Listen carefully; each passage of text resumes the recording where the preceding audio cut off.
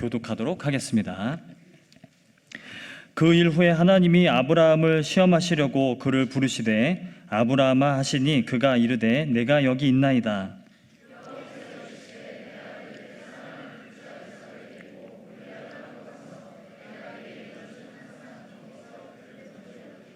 아브라함이 아침에 일찍 일어나 나귀의 안장을 지우고 두 종과 그의 아들 이삭을 데리고 번제에 쓸 나무를 쪼개어 가지고 떠나 하나님이 자기에게 일러주신 곳으로 가더니 이에 아브라함이 종들에게 이르되 너희는 나귀와 함께 여기서 기다리라. 내가 아이와 함께 저기 가서 예배하고 우리가 너희에게로 돌아오리라 하고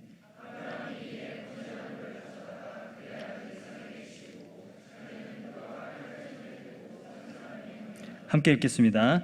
이삭이 그 아버지 아브라함에게 말하여 이르되 내 아버지여 하니 그가 이르되 내 아들아 내가 여기 있노라. 이삭이 이르되 불과 나무는 있거니와 번제할 어린 양은 어디 있나이까. 아멘. 저는 지난 3번의 시간에 걸쳐서 아브라함의 길이라는 제목으로 말씀을 계속 전하고 있습니다. 의심과 무모함, 기다림이라는 주제를 가지고 함께 아브라함의 일생을 바라보고 아브라함의 믿음에 대해서 우리가 함께 나눴습니다. 아브라함이 하나님과 동행했던 그 믿음의 여정을 우리가 살펴보면요, 믿음은 수많은 의심들을 거치고 또 무모함을 거치고 그리고 기다림을 통해서 성장하게 된다는 것을 우리는 알 수 있는 것이죠. 오늘은 믿음이 반드시 거쳐야 되는, 또 믿음이라면 반드시 지나야 되는 또 하나의 여정인 시험에 대해서 함께 나눠보려고 합니다. 믿음은 반드시 시험, 그러니까 테스트를 통과하게 되어져 있죠. 하나님의 시험을 통해서 나의 믿음이 얼마나 자랐는가를 우리는 확인할 수 있게 되고, 시험을 통해서 우리는 믿음이 연단되어 자라게 된다는 것입니다. 본문에서 보면 아브라함도 이러한 시험을 지금 겪고 있는 장면이지 않습니까?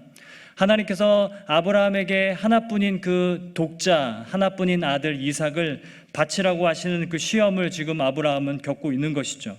그런데 아무리 생각해봐도 이 시험은 잔인하고 너무나 혹독한 시험이라는 생각이 들게 된다는 거예요.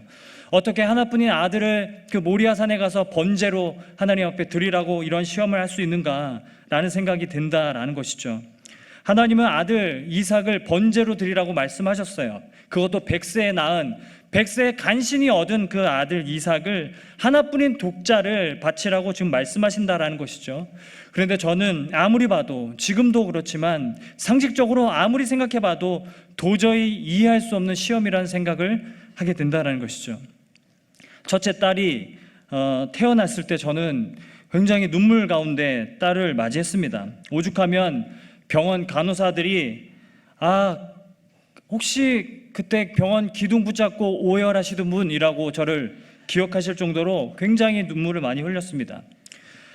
엄마 뱃속에서 제 딸이 나오는 그 순간 어쩜 그렇게 저랑 똑같이 생겼는지, 딸인데 아빠를 닮은 게 미안하기도 하고 또 감격스럽기도 하고, 그래서 눈물이 정말 앞을 가려서 의사 선생님이 탯줄을 자르라고 이렇게 붙잡고 있는데 의사 선생님이 손가락을 자를 뻔했던 그런 경험이 있습니다. 첫째 딸이 태어나고 한동안 이 딸의 자는 모습만 바라보면서도 저는 눈물을 흘리고, 안고 재우다가 축복송을 부르다가 또 울컥해서 눈물 흘리고, 그리고 비 오면 왠지 그냥 눈물 흘리고, 이 귀한 생명을 왜 나 같은 놈에게 하나님 보내셨는가라는 생각이 들어서 울고 감격하고 그랬었어요. 오죽했으면 이런 농담도 했습니다. 아브라함도 아들이니까 바쳤지, 딸이었으면 못 바쳤을 거야 라는 그런 농담도 하기도 했어요. 그 정도로 제 첫째 딸은 저에게 그냥 존재 자체로 위로가 되고 존재 자체로 감동이었어요. 근데 만약에 그런 하나님이 언젠가 꿈에 나타나셔서 아무래도 너가 나보다 이 딸을 더 사랑하는 것 같다, 죽여라, 이렇게 말씀하시면 저는 도저히 그 명령 앞에서 저는 순종하지 못하겠다는 생각을 많이 하게 되었어요. 아무리 순종을 시험하신다 하더라도 여러분, 자녀를 바치는 것은 이건 너무 부당합니다. 왜 그러냐면 레위기 18장 21절 말씀을 보면 하나님이 이런 말씀을 하시거든요. 자녀를 몰렉에게 주어 불로 통과하게 하지 말지어다 라고 말씀을 하세요. 이 몰렉은 암몬신, 가나안 민족 중에 암몬신을 섬기던 암몬 족속들이 자기의 자녀를 불에 태워서 암몬 신에게 바치던 그런 풍습을 금지하시는 규례였다라는 것이죠. 하나님은 이토록 율법을 통해서도 자녀를 죽이는 것을 그렇게 금지하셨던 하나님이신데 왜 아브라함에게만큼은 하나뿐인 독자, 하나뿐인 아들을 바치라고 그렇게 하셨는지 도저히 이해가 되지 않습니다. 여러분, 혹시 아브라함에게서 그 아들 이삭이 우상이 될까봐, 너무 사랑해서 우상이 될까봐 하나님이 달라고 하시는가라는 생각도 해봤어요. 어떤 사람이든 하나님보다 더 사랑하시면 다 빼앗아 가시는 하나님이신가, 이런 오해도 생겼던 적이 많습니다. 소중한 사람을 먼저 데려가신 것은 내가 하나님보다 그 사람을 더 사랑했기 때문에 먼저 데려가신 건가? 라는 그런 오해도 한 적이 많다는 것이죠. 그럼 도대체 어떻게 하나님보다 덜 사랑할 수가 있는가? 그 정도를 어느 정도로 맞춰야 하는가? 라는 생각도 한 적이 많다라는 거예요. 여러분, 우리가 잘 알듯이 기독교는요, 이웃을 사랑함으로 하나님을 사랑하는 그런 종교입니다. 이웃 사랑과 하나님 사랑을 뗄래야 뗄 수 없는 것이 기독교라는 것이죠. 그런데 하나님보다 더 사랑한다고 해서, 그걸 우리가 알지도 못하는데 하나님보다 더 사랑한다고 해서 데려가신다는 것은 도저히 납득할 수 없는 일이라고 생각이 든다라는 것이죠. 문제는 곁에 있는 사람을 나를 사랑하기 위해서 이용하는 잘못된 사랑이 문제인 것이지, 그 사람을 더 진실되게 사랑하고 내 몸과 같이 사랑하는 것이 무엇이 문제인가라는 생각도 해보게 된다라는 겁니다. 하나님은 이삭이 우상이 될까봐 데려가신 것도 아니라는 것이죠. 더군다나 하나님은 모든 것을 아시는 하나님이지 않습니까? 하나님은 우리의 말과 생각도 아시고 안고 일어섬도 아시는 하나님이지 않습니까? 하나님은 전지전능하신 분이시지 않습니까? 하나님께서는 아브라함이 얼마나 하나님을 사랑하고 순종하는지 경외하는지를 다 알고 계셨을 텐데 왜 시험하는지 도무지 지금도 아무리 생각해봐도 납득이 되지 않는다라는 것이죠. 여러분, 소위 말해서 떠보기라는 그런 용어가 있습니다. 저는 연애할 때 아내로부터 여러 번의 시험을 당했습니다. 한 번은 이렇게 얘기를 하더라고요. 남자들은 걸어가는 여자들 보면서, 예쁜 여자들 보면 다 쳐다보나 봐, 이렇게 이제 물어본 적이 있었어요. 그래서 제가 그때 이제 드디어 시험이 시작되겠구나, 이런 생각을 했어요. 그래서 길을 걸으면서도 어떤 이성들이 지나가도 저는 그냥 초집중해서 앞만 바라보고 걸어갔던 적이 있습니다. 좌우로도 치우치지 아니하고, 마치 베세메스로 가는 그 소처럼 그냥 좌우로도 치우치지 않고 우로도 치우치지 아니하고 오직 앞만 보면서 그렇게 시험을 통과했던 적이 많다라는 것이죠. 때로는 하늘을 보면서 걷기도 하고 눈을 감으면서 걷기도 하고, 그렇게 다른 이성들을 바라보는 것을 시험하는 제 아내의 시험을 통과했던 그런 기억들이 있습니다. 그런데 그래도 제 아내는 저에게 나 사랑하냐고 물어본 적은 한 번도 없었습니다.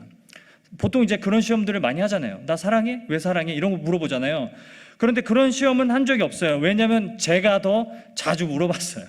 제가 아내에게 더 자주 물어봤어요. 나 정말 사랑해? 왜 사랑해? 뭐 착해서. 그러면 더 착한 사람 만나면 나 안 사랑하겠네.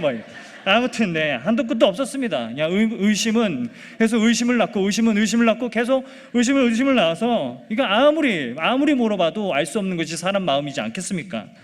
그런데 여러분, 물론 하나님께서 지금 아브라함이 어떻게 하실지 다 알면서 순종을 하는지 안 하는지를 보기 위해서 하는 시험이라고 하지만, 이삭을 죽이지는 않았지만 이삭을 데리고 모리아산으로 올라가는 그 3일 길은 얼마나 고통스러웠을지 여러분 짐작이 되십니까?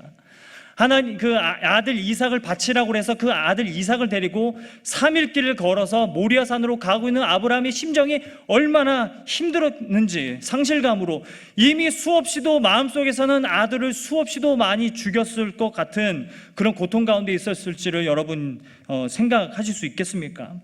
여러분, 그런데 아브라함은 묵묵하게 그 길을 걸어가고 있다는 것을 오늘 성경은 우리들에게 말해주고 있다는 거죠. 성경은 철저히 아브라함의 감정을 배제시키고 있어요. 아브라함이 어떤 감정을 느꼈는지는 전혀 배제시키고 있어서 그가 얼마나 힘겨운 내면의 감정적인 싸움을 하고 있었는지를 보여주고 있다는 것이죠. 여러분, 오늘 본문을 다 읽지는 않았지만 아브라함은 2번 딱 입을 엽니다. 2번 말을 하게 되는데, 먼저 5절을 보게 되면요, 우리 5절 말씀을 우리 한 목소리로 한번 읽어보도록 하겠습니다. 5절 같이 한번 읽도록 하겠습니다. 시작. 예, 아브라함이 종들에게 이르되 너희는 나귀와 함께 여기서 기다리라. 내가 아이와 함께 저기 가서 예배하고 우리가 너희에게로 돌아오리라 하고. 아브라함이 종들에게 뭐라고 얘기하냐면 우리가 반드시 돌아오겠다. 그 우리에는 아브라함과 이삭이 다 포함되어 있는 거 아니겠습니까? 우리가 반드시 돌아오겠다라는 것을 말해주고 있다는 거죠. 그리고 이삭이 묻습니다. 아버지, 번제에 쓸 나무와 불은 있는데 어린 양은 어디 있습니까? 이렇게 묻는 그 이삭의 질문에 아브라함이 또다시 대답을 하게 되는데 8절입니다. 8절을 우리 같이 한번 한 목소리로 읽어보도록 하겠습니다. 시작. 아브라함이 이르되 내 아들아 번제할 어린 양은 하나님이 자기를 위하여 친히 준비하시리라 하고 두 사람이 함께 나아가서 하나님이 어린 양은 친히 준비하시리라. 그런데 여러분, 준비하시리라 요 문장을 원문으로 직역하면 보여주시리라입니다. 하나님이 어린 양을 보여주실 것이다. 저 모리아 산에서 하나님이 어린 양을 보여주실 것이다. 이것이 아브라함의 대답이었다라는 것이죠. 여러분, 이걸 통해서 아브라함이 어떤 심정으로, 어떤 생각으로 그 모리아 산을 가는 길을 걸어갔다고 여러분 생각하십니까? 어떤 생각으로 시험을 견디고 있었다고 생각하십니까? 하나님이 이 시험을 통해서 보여줄 무언가가 반드시 있다라는 생각을 가지고 아브라함이 집중하며 걸어간 것이죠. 지금 보여주는 상황이 전부가 아니라 분명 하나님이 이 시험을 통해서 나에게 보여줄 것이 있다라는 그 믿음으로 나아가고 있다는 겁니다. 아직은 보이지는 않지만 하나님이 끝을 보여주시고 결말을 보여주실 것을 아브라함은 믿으며 바라보며 나아가고 있다는 것이죠. 여러분, 이것이 아브라함의 믿음이라는 겁니다. 여러분, 우리가 살아가면서 수없이 많은 경우에 우리가 시험을 겪을 때가 있어요. 이해할 수 없는 상황들이 우리 앞에 펼쳐지면 우리는 시험을 겪는다고 표현합니다. 도저히 견딜 수 없는 그런 고난들이 우리 앞에 닥쳐오면 우리는 그런 상황들을 우리는 시험을 겪고 있다고 그렇게 표현하고 있다는 거죠. 그러나 우리가 정말 기억해야 될 것은 무엇이냐면 하나님은 시험을 하실 때에 하나님 자신을 위해서 시험하시는 것이 아니라 우리를 위해서 시험하신다라는 사실입니다. 하나님은 자기 자신이 무언가를 더 알기 위해서 시험하신 분이 아니라 우리가 알지 못하는 무언가를 이 시험을 통해서 가르쳐 주기를 원하시는 하나님이시라는 것이죠. 여러분, 시험에는 두 가지 의미의 시험이 있습니다. 여러분, 하나는 결과를 알아내기 위한 시험도 있지만 이미 예상되는 결과를 확증하고 공인하기 위한 시험도 있다는 것이죠. 저는 컴퓨터공학을 전공했는데 컴퓨터공학에는 두 가지 테스트가 이야기합니다. 하나는 화이트박스 테스트, 그리고 또 하나는 블랙박스 테스트예요. 여러분, 먼저 블랙박스 테스트는 어떤 결과가 나올지 모르면서 하는 테스트예요. 예를 들면 이 마이크를 완전히 이쪽 뒤로 이렇게 꺾어버리면 어떻게 될까 이렇게 해보는 겁니다. 결과를 알지 못하지만 하는 거, 이것을 블랙박스 테스트라고 해요. 그래서 이런 테스트를 통해서 결과를 모르지만 한번 해봐서, 시험을 해봐서 결과를 알아내는 것이, 이것이 블랙박스 테스트라는 것이죠. 근데 반면에 화이트박스 테스트라는 게 있어요. 이것은 무엇이냐면 결과를 다 알아요. 그래서 결과를 다 알지만, 시험 결과는 알지만 이 성능을 측정하고 그리고 성능을 검증하고 상태를 공인하기 위해서 하는 테스트가 있다는 겁니다. 그래서 100번 말을 해본다든가 10시간을 말을 해본다든가 마이크의 성능과 상태를 공인하고 확증하는 그런 시험이 분명히 있다는 것이죠. 하나님이 지금 아브라함에게 하시는 이 테스트가 화이트박스 테스트라는 거예요. 아브라함이 어떻게 할지를 몰라서 하나님이 시험하시는 것이 아니라 아브라함 안에 지금 형성되어 있는 믿음을 아브라함 자신에게 알게 하여 주시고 또한 아브라함의 후손들에게 알게 하여 주시기 위해서 공인하고 확증하기 위해서 하시는 시험이었다라는 것이죠. 여러분, 이런 말씀이 있습니다. 히브리서 11장 1절 말씀에 보면 믿음은 바라는 것들의 실상이고 보이지 않는 것들의 증거라고 말씀하세요. 여러분, 믿음은 소망하는 하나님을 존재를 드러내는 것이고 그리고 보이지 않는 하나님을 보여주는 것이 믿음이다 라고 말하고 있다는 거예요. 그래서 하나님은 아브라함이 가지고 있는 믿음을 드러내고 확증하고 공인하기 위해서 이러한 시험을 통해 우리들에게 뭔가 새로운 사실을 알려주고 싶으셨던 겁니다. 그래서 하나님은 오랫동안 아브라함 같은 사람을 찾았어요. 오랫동안 아들이 세상에 오기를 기다렸던 사람을 찾았고요. 하나뿐인 아들을 가지고 있는 그 사람을 찾았어요. 그리고 아버지가 죽인다고 하더라도 순종할 수 있는 아들을 가진 사람을 하나님은 오랫동안 찾아왔다는 거죠. 그리고 때가 되었어요. 그리고 아브라함에게 넌 모리아 산으로 가서 내 하나뿐인 그 아들을 번제로 드리라. 자, 너에게 꼭 가르쳐주고 싶은 것이 있고 너의 후손들에게 꼭 가르쳐주고 싶은 비밀이 있다라고 말씀하셨다라는 것이죠. 그리고 하나님은 아브라함이 모리아 산에서 자기의 아들 이삭에게 심장을 향해 칼을 들어 빼어서 찌르려고 할 그 순간에 하나님은 아브라함을 다급하게 부르십니다. 아브라함아, 아브라함아. 여러분, 성경에서 이 사람의 이름을 2번 부르는 사람들이 여러 명 등장하는데요. 아브라함, 야곱, 모세, 그리고 사무엘, 그리고 바울이에요. 이 사람들의 공통점은 무엇이냐면 다 두려움과 주저함에 있을 때 하나님께서 그들을 부르실 때 항상 이름을 2번 부르신다라는 것이죠. 그러니까 지금은 아브라함은 굉장히 고통 가운데, 굉장히 감정적인 이유 가운데 많이 고통스러워하고 주저하고 있는 상황이었다라는 거예요. 그런데 하나님께서 그 아브라함에게 말씀하시는 거죠. 멈춰라. 넌 거기까지만 해라. 멈춰라. 그 아들 죽이지 마라. 거기까지만 해라. 내가 그 다음을 할 것이다 라고 하나님께서 말씀하신다는 거죠. 멈춰라. 내가 겪는 지금 그 고통은 내가 나중에 먼 훗날에 이 산에서 내가 겪을 고통이다 라고 말씀하시는 거라는 거죠. 너가 죄 없는 아들을 죽이지 말고 대신에 내가 이 산에서 나의 죄 없는 아들, 하나뿐인 아들, 독생자 예수 그리스도를 십자가로 죽게 하시겠다라는 것을 보여주는 사건이라는 겁니다. 여러분, 그래서 역대하 3장 1절 보면요, 우리 한번 찾아보도록 하겠습니다. 역대하 3장 1절 한번 찾아서 한번 읽어보도록 하겠습니다. 역대하 3장 1절, 구약성경 658페이지인데요 역대하 3장 1절을 우리 한 목소리로 한번 읽어보도록 하겠습니다. 구약성경 658면에 있습니다. 역대하 3장 1절 말씀입니다. 우리 함께 읽겠습니다. 시작. 솔로몬이 예루살렘 모리아 산에 여호와의 전 건축하기를 시작하니 그곳은 전에 여호와께서 그의 아버지 다윗에게 나타나신 곳이요 여보수 사람 오르난의 타작마당에 다윗이 정한 곳이라 라고 말씀하고 있다는 것이죠.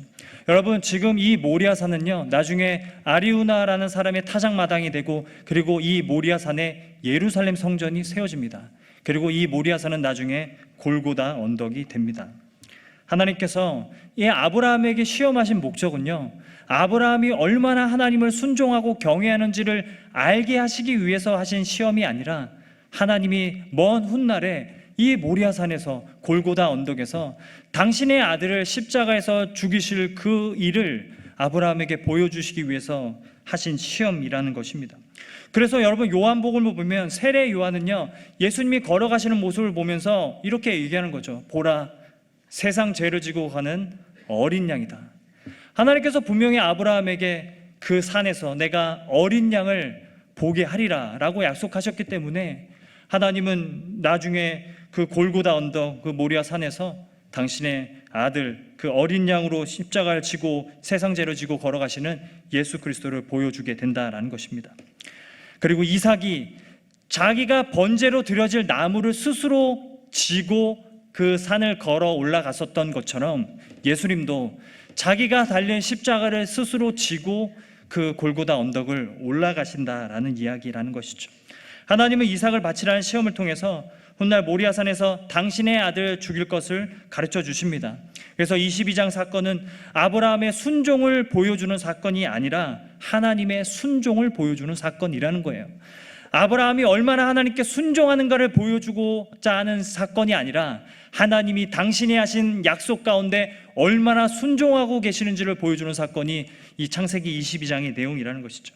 여러분, 우리는 때로는 정말 이해할 수 없는 상황들을 많이 만나요. 하나님은 모든 것을 합력하여 선을 이루시는 분이라는 것을 우리가 믿지만 도무지 이해할 수 없는 그런 답답한 상황들을 우리는 분명히 만납니다. 그리고 그때는 우리는 감정적인 이유로 인해서 시험을 겪고 그리고 고통을 느낄 때가 많다는 거죠. 그 고통, 그 감정을 대변해 주는 사람이 성경에 나오는데 그것이 다윗입니다. 다윗이 여러분 쓴 수많은 시편들을 보면 다 이런 내용이죠. 다 알겠는데, 하나님이 어떻게 하실지 다 알겠는데 그래도 너무나 답답하고 너무나 고통스럽습니다라고 고백하는 거 아니겠습니까? 시편 22편 1절 말씀을 보게 되면 다윗이 뭐라고 고백합니까? 네, 하나님이여, 어찌하여 나를 버리셨나이까? 라고 지금 고백하고 있다는 거예요. 여러분, 다윗도 알았을 것이고 우리도 알고 있지만 하나님은 다윗을 버리신 적이 없습니다. 그럼에도 다윗은 하나님이여, 어찌하여 나를 버리셨습니까? 라고 고백할 정도로 하나님이 왠지 나를 버리신 것 같다라는 느낌을 그가 분명히 받고 있다는 것이죠. 여러분, 이게 우리의 현실이라는 겁니다. 느낌인지 사실인지 우리가 알려면, 이게 느낌인 건가 아니면 좀 명백한 팩트인 건가, 이것을 알려면 끝까지 보아야 하는 것이고 끝까지 들어야 하는 것이죠. 그래서 우리가 이해할 수 없는 상황을 수없이 찾아드는 감정적인 그런 이유들과 싸우면서 묵묵히 걸어가야 한다라는 것입니다. 하나님이 보여주실 그 결말을 향해서 우리가 묵묵히 걸어가는 것이 믿음이라는 것이죠. 이것이 아브라함이 걸어간 길이고 예수 그리스도께서 걸어가신 길이고 이제는 우리가 걸어가야 될 길이라고 말씀하고 있다는 겁니다. 여러분, 때로는 우리는 버림받았다고 느껴져요. 그리고 하나님이 다 빼앗아갔다라고 우리는 느껴져요. 하나님은 그러나 버리지 않았고 빼앗아가지 않았다라고 말씀하시는 분입니다. 오히려 내가 지키고 있고 내가 보호하고 있다라고 말씀하시는 분이에요. 내가 지키고 내가 보호하기 위해서 내가 오히려 버림을 받았고 내가 오히려 뺏김을 받았다라고 하시는 분이라는 겁니다. 아브라함은요, 이 아들을 바치라는 시험을 통해서 아들을 죽인 것 같은 느낌을 받았습니다. 아들을 죽인 것 같은 느낌을 충분히 받았어요. 그런데 하나님은 실제로 아들을 죽이셨습니다. 다윗은 시편을 통해서 하나님이 나를 버리신 것 같다라는 느낌을 수도 없이 받았어요. 그런데 예수님은 실제로 버림을 당하셨어요. 완전히 버림을 당하셨습니다. 하나님께 완전히 버림을 당하셨어요. 평소에는 아버지라고 부르던 하나님을 향해서 이제는 내 하나님이여 어찌하여 나를 버리셨습니까? 라고 고백할 정도로 철저한 끊어짐과 버리심을 받았다라는 것이죠. 여러분, 예수님이 우리를 위해서 그렇게 하신 이유는 우리가 다시는 하나님에게서 끊어지지 않도록 하시기 위해서 당신이 대신 끊어지신 겁니다. 우리가 다시는 하나님께 영원히 버림받지 않기 위해서 당신이 대신 버림을 받으신 거란 말입니다. 다시는 죽음도 슬픔도 어떤 것도 그리스도의 사랑에서 우리가 끊어지지 않도록 하시기 위해서 당신의 아들을 끊어버리신 것이 예수 그리스도의 십자가 사건이라고 말씀하고 있다는 것입니다. 우리 로마서 8장 우리 한번 찾아보도록 하겠습니다. 로마서 8장인데요 8장 35절 말씀 우리 같이 한번 읽고 마무리하도록 하겠습니다. 신약성경 251면에 있는데요 로마서 8장 35절부터 우리 함께 교독하도록 하겠습니다. 로마서 8장 35절부터 한번 읽도록 하겠습니다. 누가 우리를 그리스도의 사랑에서 끊으리요 환난이나 곤고나 박해나 기근이나 적신이나 위험이나 칼이랴.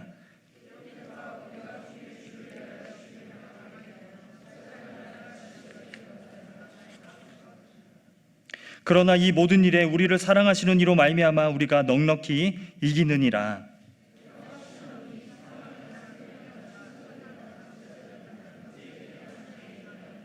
함께 읽겠습니다. 높음이나 깊음이나 다른 어떤 피조물이라도 우리를 우리 주 그리스도 예수 안에 있는 하나님의 사랑에서 끊을 수 없으리라. 아멘. 여러분, 오늘 본문 말씀은 이 하나님이 아들 이삭을 바치라고 하신 이 말씀은 우리가 하나님에서 끊어지지 않도록 사랑하는 사람들과 영원히 끊어지지 않도록 우리에게 영원한 생명을 주시기 위해서 하나님의 아들을 십자가의 그 모리아 산에서 그 골고다 언덕에서 버리시고 끊어내실 것을 말씀하시는 그런 내용이라는 것입니다. 우리가 시험을 당할 때가 있습니다.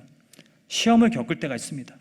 그때마다 우리가 기억해야 될 것은 아직 끝이 오지 않았다라는 사실이고 하나님이 언젠가는 우리들에게 결말을 듣게 하시고 끝을 보게 하실 것이라는 것을 믿고 믿음으로 우리가 나아가야 한다는 것이죠. 시험은 우리의 믿음을 성장시킵니다. 시험은 우리가 어떤 믿음에 있는지를 보여주는 그런 과정이 된다라고 말씀하고 있다라는 것이죠. 우리가 우리의 삶에 여러 가지 시험이 올 때마다 우리가 늘 묵묵하게 감정적인 이유로 우리가 싸운다 할지라도 계속해서 진리를 붙들고 나아갈 수 있는 저와 여러분 될 수 있기를 바랍니다. 말씀을 맺도록 하겠습니다. 여러분, 4월 16일은요 세월호 5주기가 됩니다. 2014년 4월 20일이 언제였냐면 그 세월호 사건 침몰이 있은 후에 부활절이었어요. 그때 제가 말씀 준비를 하고 예배 준비를 하고 있었던 때였는데 도저히 이 예배를 어떻게 준비해야 될지 막막했던 그런 경험이, 그런 기억들이 생생합니다. 도대체 하나님은 왜 아이들을 살려주시지 않았는가라는 생각을 많이 했었던 것 같아요. 하나님 왜 아무런 죄 없는 아이들을 그렇게 버리십니까? 라고 제가 하나님 앞에 따졌었던 것 같아요. 하나님 왜 사랑하는 사람들을 자꾸만 데려가십니까? 소중한 사람들을 자꾸만 데려가십니까?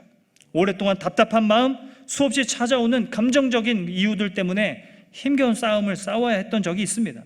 그러나 제 안에 어떤 생각이 드냐면 아직 하나님은 끝을 보여주시지 않았기 때문에 이건 느낌일 수 있고 아직 사실이 아닐 수 있다는 생각으로 지내왔던 것 같습니다. 아내하고 결혼하고 어렵게 아이가 생겼었는데요. 그래서 태명을 축복이라고 이렇게 짓고, 그리고 이제 초음파 사진이 나왔었는데 그 초음파 사진을 들고 다니면서 우리 축복이 예쁘죠? 그렇게 아내가 사람들에게 물어봤던 그런 경험이 있습니다.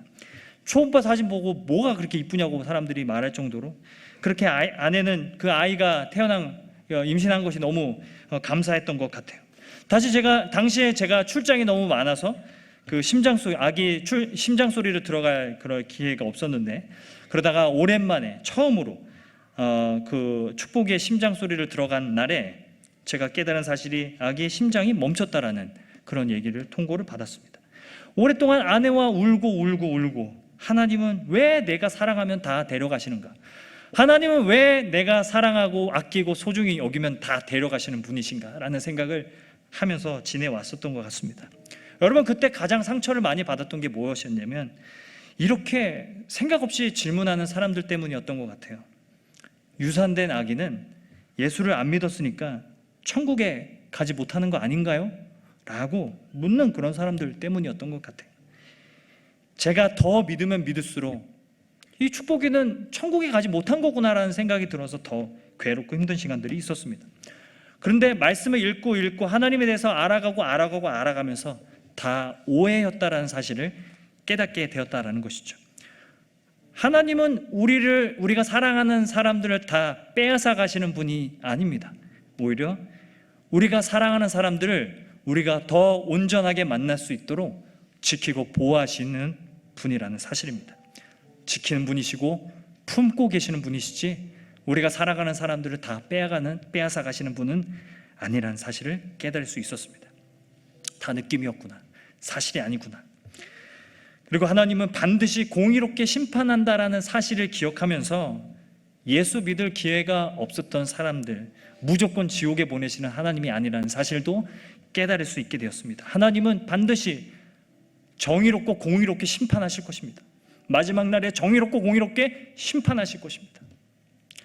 그 이해가 제 안에 쌓이면서 제가 느꼈던 모든 감정들은 그냥 시험 가운데 하나님을 더 알게 해주시기 위해서 느꼈던 그런 감정이 아니었나는 생각을 해보게 됩니다.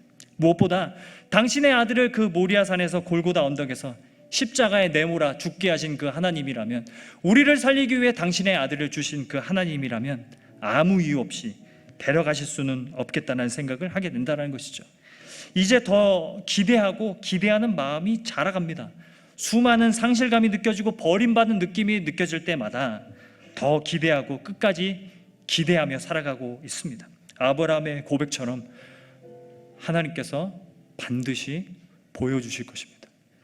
지금 이 자리 가운데 하나님은 내가 소중히 여기는 것들을 다 빼앗아가는 분이야, 하나님은 내가 아끼는 것들을 다 빼앗아가시는 분이야 라고 그렇게 느끼고 있는 분들이 계시다면 저는 이 자리에서 분명히 말씀드리고 싶습니다. 하나님은 빼앗아가시지 않았습니다. 오히려 지키고 계시는 분이시라는 것입니다. 하나님이 친히 보여주실 것입니다.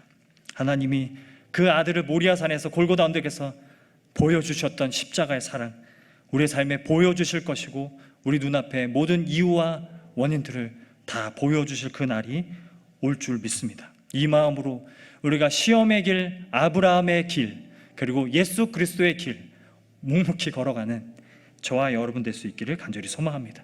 이해할 수 없는 상황 가운데, 내가 정말 감당할 수 없는 상황 가운데 있는 분들 많으시죠? 그런 분들에게 여러분 도전합니다. 하나님이 다 알려주시고 하나님이 끝까지 다 보여주실 그 날 향해서 묵묵히 걸어가는, 하나님이 보여주실 것이다, 하나님이 다 설명해 주실 것이다, 하나님이 다 말씀해 주실 그 날이 올 것이다, 이 믿음으로 나아가는 그 아브라함이 걸어갔던 그 길, 예수 그리스도께서 걸어가셨던 그 길, 우리도 함께 걸어가는 저와 여러분 될 수 있기를 주님의 이름으로 축원드립니다.